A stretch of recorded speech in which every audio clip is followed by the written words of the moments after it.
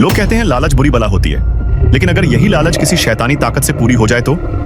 आज की कहानी में आप देखेंगे कैसे पैसों के लिए एक बाप ने अपनी ही बेटी की कुर्बानी देने का फैसला किया और फिर वही अंजाम उसी पर टूट पड़ा। एक आदमी अपनी जेब में बचे हुए कुछ नोटों की गड्डी निकालता है और उसे एक छोटे से बॉक्स में रखता है। उसके सामने खड़ा होता है एक अजीब सा पादरी, जो लोगों को दावा करता है कि वो दवा और दौलत दोनों दे सकता है। पादरी कहता है, अपना हाथ बॉक्स के ऊपर रखो। जैसे ही आदमी हाथ रखता है, पादरी एक तेज छुरी निकालता है और उसका हाथ काट देता है। दर्द इतना तेज होता है कि उसका पूरा शरीर कांप उठता है। पादरी कुछ मंत्र पढ़ने लगता है, घंटी बजाता है और जख्म पलक झपकते ही भर जाता है। पादरी कहता है, बॉक्स खोलो। आदमी धक से बॉक्स खोलता है।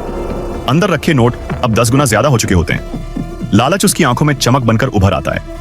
पादरी मुस्कुराकर कहता है, अगर और ज्यादा चाहते हो तो बड़ी कुर्बानी देनी होगी। आदमी का दिमाग सीधा अपनी बेटी की ओर चला जाता है।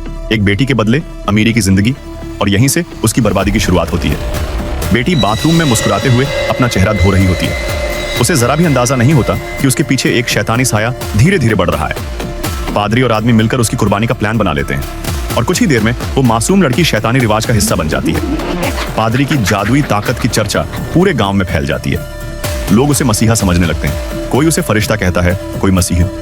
लेकिन कुछ लोग इस सब को धोखा समझते हैं।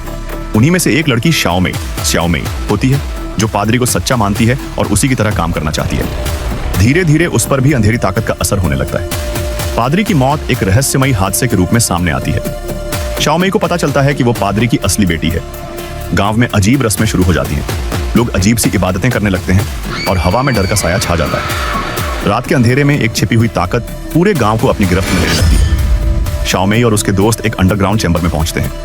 वहां घना अंधेरा, खून और अजीब सी चीखें गूंजती हैं।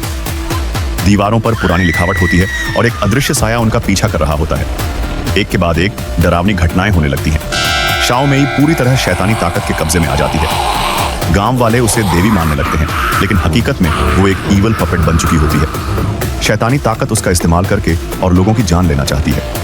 आखिरी पलों में ईमान और शैतानी ताकत के बीच एक भयानक लड़ाई होती है। दुआओं की आवाज अंधेरे को चीर देती है।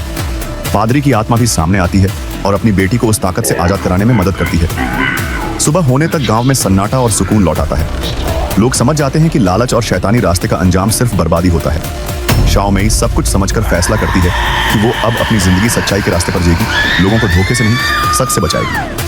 अगर आपको ये हॉरर कहानी पसंद आई हो तो कमेंट में फुल मूवी लिखिए और चैनल को सब्सक्राइब करना न भूलें, ताकि ऐसी ही डरावनी हॉरर कहानियां आप मिस न करें।